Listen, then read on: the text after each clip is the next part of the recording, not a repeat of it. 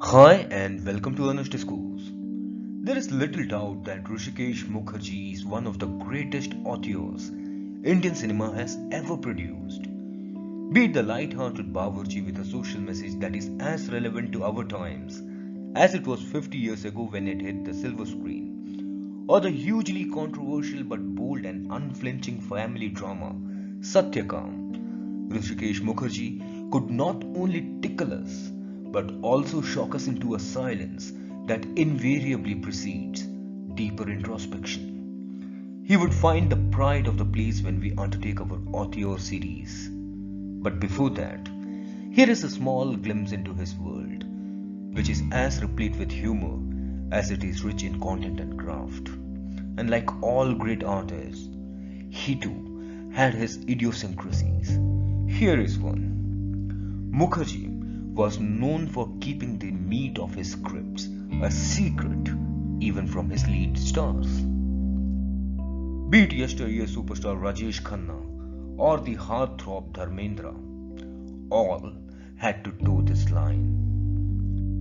But when Rajesh Khanna learned that his co-actor and junior Amitabh Bachchan's character Vicky would be the one to die young in the yet-to-finish Namak Haram, the superstar was upset. Khanna knew the pulse of the people well. He understood that a character dying for a noble cause evoked sympathy among the masses. This tried and tested formula had yielded him rich dividends in the cult classic Anand. Khanna could not watch helplessly on while a nobody like Amitabh Bachchan was propelled to stardom. Rajesh Khanna began pressurizing Mukherjee to tinker with the script to ensure his character became the martyr instead of Bachchan's. When requests turned into threats of a walkout, a reluctant Mukherjee agreed to tweak the script to suit the superstar's demands. However, you don't mess with a man like Mukherjee and escape unscathed. Namak Haram hit box office in 1973 and propelled superstar Rajesh Khanna to the stratosphere of popularity in India. Namak Haram also cemented Bachchan's image as the angry young man of Indian cinema, for his solo hit Zanjeer had released a few months earlier to positive critical and audience reception. Much like in Anand, Bachchan had proved in Namak Haram that he could hold his own against a superstar. The combined successes of Zanjeer and Namak Haram made him a bankable star. With Namak Haram, Bachchan had arrived, prodding even Rajesh Khanna to grudgingly admit that his junior had excelled him and maybe he would have to relinquish his stardom to his co-actor. Namak Haram story is moved forward by two friends, Rajesh Khanna as Somu and Amitabh Bachchan as Vicky. The story comes into its elements after Vicky eats the humble pie when a stubborn trade union leader, Bipin Lal, played by the ever-old A.K. Hangal, brings his father's mill to a grinding halt over the issue of compensation to an injured worker.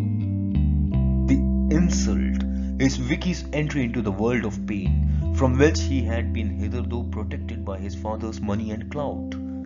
Vicky never wanted to be at the helm of the mill, but his father's sudden illness left him with precious little choice. Vicky's father Damodar Maharaj, played by Om Shivpuri with his usual understated brilliance, gives him a lasting lesson. Gulp down the poison of insult, but never forget it, and bite your opponent when the time is right.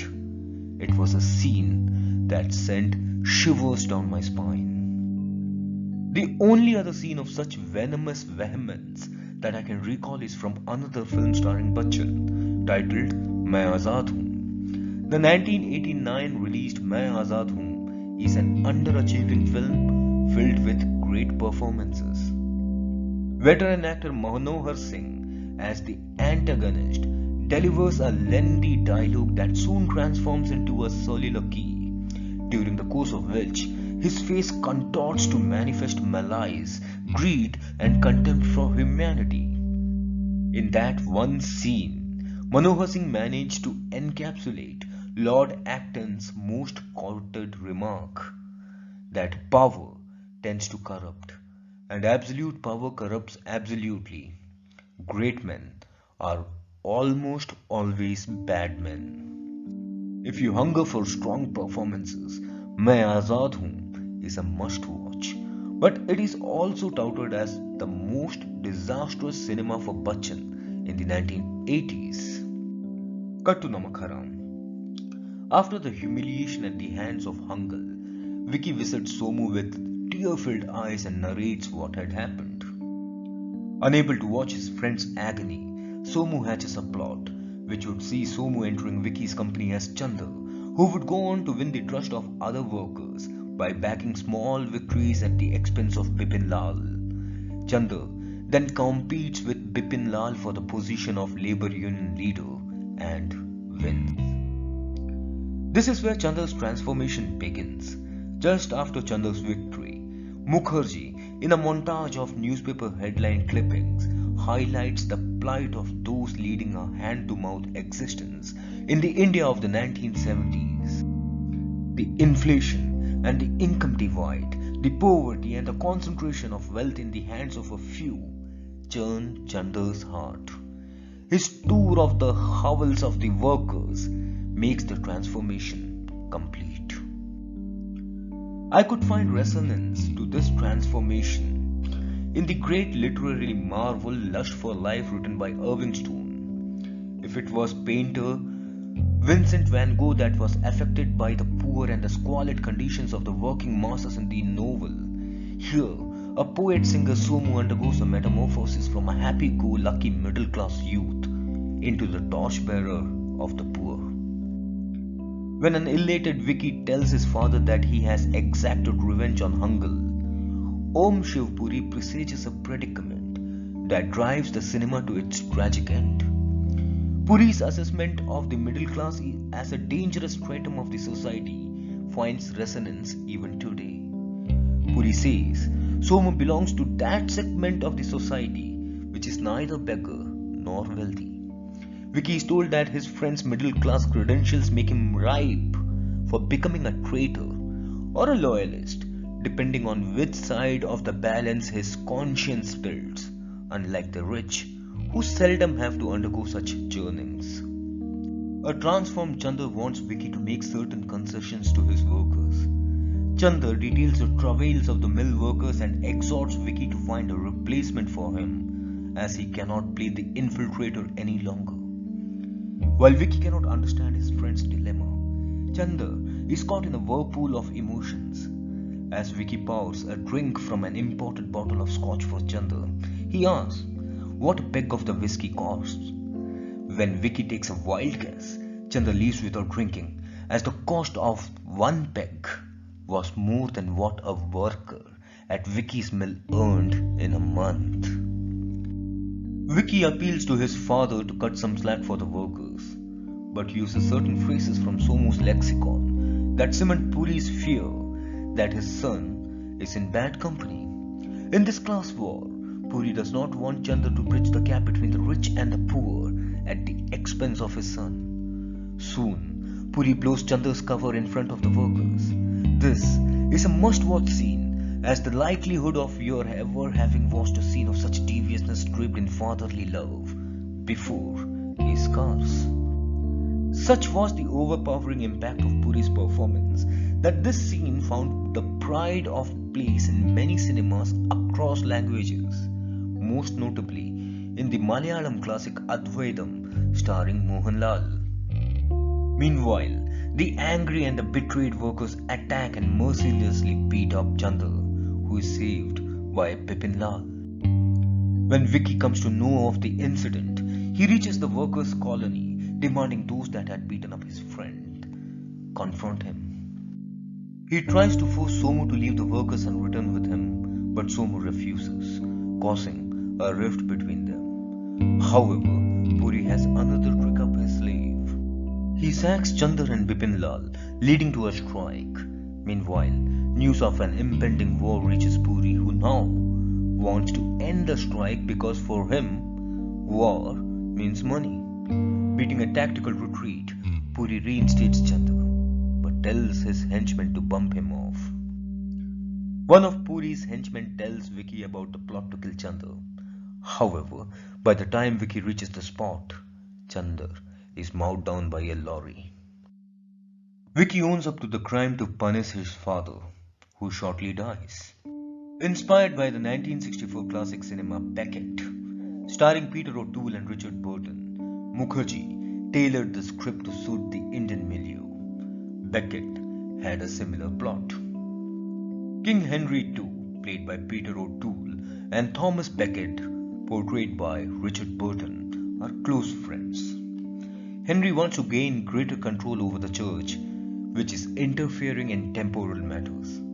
As a means to achieving his ends, Henry II appoints Becket as the Archbishop of Canterbury. This brings the church in direct confrontation with the throne. However, much like Chandar of Namak Haram, Becket refuses to be Henry's puppet after a while. Becket takes his new job as an archbishop seriously, earning the respect of the church and the people, while making an enemy out of Henry. The cinema ends with Henry's assassins killing Becket. Now let us return to the part where Rajesh Khanna prevailed over Hrishikesh Mukherjee to change the script. Let's consider the facts now. After Zanjeer, Bachchan had become a hot property.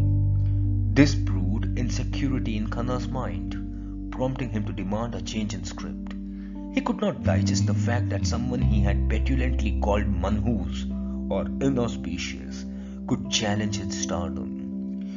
This incident took place on the sets of 1972 cinema Bawarchi. Bachchan was not a star yet. He had a small gig in the movie giving a voiceover. However, he was in a relationship with Jaya Bhaduri and was friends with Asrani, whom he would hang out with on the film sets. Rajesh Khanna could not bear the sight of Bachchan, who had given him a scene-for-scene competition in the cult 1971 classic Anand. During breaks, Khanna would make fun of Bachchan, calling him names. At one point, Jaya lost her temper and told the superstar that he was making fun of a future star. Jaya would herself had not known that her words were prophetic. Moreover, Khanna had ruffled the feathers of Mukherjee, who hated changes to the scripts or unnecessary retakes. A master editor and author, Mukherjee tweaked certain scenes to give more screen presence and punch to Vicky's character. This masterstroke worked, and the sentiments of the audience were swayed in Bachchan's favor. In many scenes, Vicky seems to be more likable and breakable than Somu is, something the viewers could relate to, find consonance with. Khanna knew the pulse of the people, but forgot that it were the authors like Mukherjee that created them. As a result, Khanna and Bachchan never acted in a movie together again.